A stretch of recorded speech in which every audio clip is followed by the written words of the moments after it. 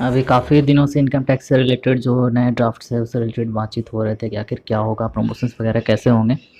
तो जो SSC CGL post से जो आईटीआई इंस्पेक्टर के पोस्ट होते थे उससे रिलेटेड अभी ड्राफ्ट्स आए हैं, ऑफिस सुपरिटेंडेंट से रिलेटेड, और एसएससी स्टेनोग्राफर ग्रेड 1 और ग्रेड 2 से रिलेटेड पोस्ट के बारे में डिटेल आया है कि उसमें क्या है क्या नहीं है और उसका क्या प्रभाव होगा नए वैकेंसीज जो आने वाले हैं उस पर, यानी कौन कौन से वैकेंसी आएंगे, कौन से वैकेंसीज नहीं आएंगे, प्रमोशंस वगैरह कैसे होंगे, उससे रिलेटेड हम इस वीडियो में बात करेंगे।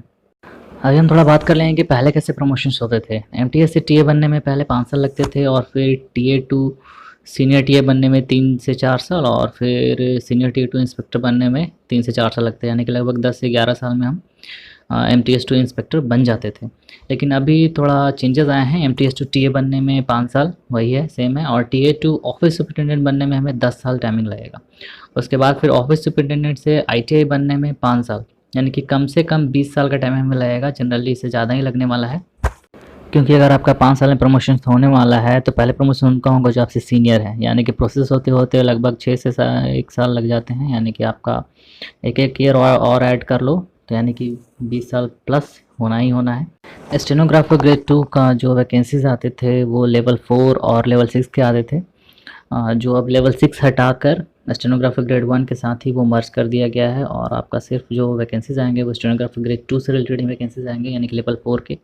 और जो आपका प्रमोशन होगा वो स्टेनोग्राफर ग्रेड 1 पे होगा, जो लेवल 6 इसमें मर्ज हो गया है। यानी अब आपको स्टेनोग्राफर ग्रेड 2 से ग्रेड 1 होने में आपको 10 साल का टाइमिंग लगेगा। हम वो ड्रॉप्स देखते हैं जो इनकम टैक्स द्वारा ऑफिशियल वेबसाइट्स पे आपका अपडेट किया गया है। पहला ये रिलेटेड है ऑफिस सुपरिटेंडेंट पोस्ट से रिलेटेड, जो ग्रुप बी है, नॉन गेजेटेड है, इसका ग्रेड पे 4200 है।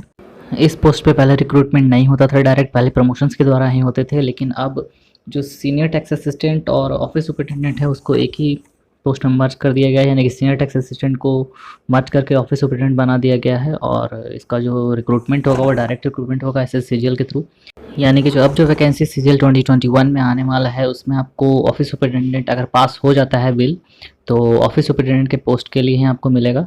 ऑफिस सुपरिटेंडेंट की बात करें तो इसमें एजुकेशनल क्वालिफिकेशन का रिक्वायरमेंट क्या है, तो आप ग्रेजुएशन होने चाहिए या फिर उसके इक्विवेलेंट, और आपका जो डाटा एंट्री स्पीड है वो 8000 kbps/h होना चाहिए।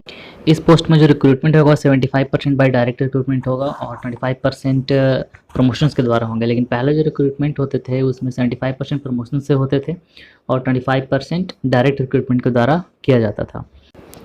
इनकम टैक्स इंस्पेक्टर का जो नया रूल आया है उससे इस पोस्ट पर कुछ खासा प्रभाव नहीं पड़ने वाला है। जो भी प्रॉब्लम्स हुए हैं वो इस पोस्ट से नीचे जो हैं उनका थोड़ा बैडली इफेक्ट हुआ है।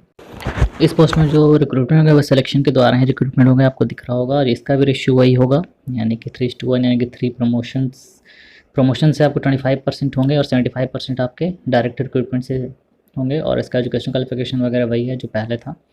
तो इसमें बस इतना ही है इस पोस्ट से रिलेटेड। पहले जो रिक्रूटमेंट स्टेनो ग्रेड 2 का होता था वो 2 तरह के रिक्रूटमेंट होते थे, लेवल 4 और लेवल 6, यानी कि पे लेवल 4 और पे लेवल 6। लेकिन जो पे लेवल 6 वाले स्टेनो ग्रेड 2 के थे वो मर्ज हो चुके हैं स्टेनोग्राफर ग्रेड 1 से। और अब देख रहे हो कि जो स्टेनो ग्रेड 1 का जो पोस्ट है वो नॉन सिलेक्शन पोस्ट है और इस पोस्ट पे पहुंचने के लिए सिर्फ आपको प्रमोशंस के द्वारा ही आप पहुंच सकते हो। इस ड्राफ्ट से हमें क्या देखने को मिला इसके बारे में आपको लास्टली बताना चाहूँगा कि यानी जो पहले जो सीनियर टीए के पोस्ट आते थे सीनियर टैक्स असिस्टेंट के, वो अब मर्ज हो चुके हैं ऑफिस सुपरिटेंडेंट के पोस्ट के तौर पर, और इसका डायरेक्ट रिक्रूटमेंट होगा। डायरेक्ट रिक्रूटमेंट 75% होंगे और प्रमोशंस के द्वारा 25% पोस्ट फिल किए जाएंगे।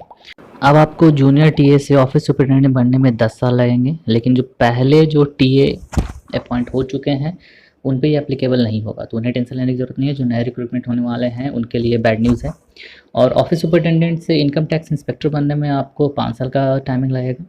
इनकम टैक्स इंस्पेक्टर का भी जो सिलेक्शन होगा, रिक्रूटमेंट होगा, वो 3:1 रेशियो में होगा, यानी कि डायरेक्ट रिक्रूटमेंट 75% और प्रमोशंस के द्वारा 25% आपके पोस्ट फिल किए जाएंगे। यानी कि अब आपको जो प्रमोशंस होगा उसमें थोड़ा आपका लेट होना शुरू हो जाएगा, क्योंकि सीट कम है प्रमोशंस के थ्रू, तो यानी ऑब्वियसली बात है आपके प्रमोशंस में लेट आए, क्योंकि आप जानते हो कि सीनियर बेसिस पे ही आपका प्रमोशंस होता है। बात करें ऑफिस सुपरिटेंडेंट से एओ ग्रेड 3 बनने के लिए, तो इसमें आपका 5 साल का टाइमिंग लगेगा, और स्टेनो ग्रेड 1 टू पीएस बनने के लिए 5 साल, और ग्रेड 2 से पीएस बनने के लिए आपको 10 साल का टाइमिंग लगने वाला है। तो आज के लिए बस इतना ही।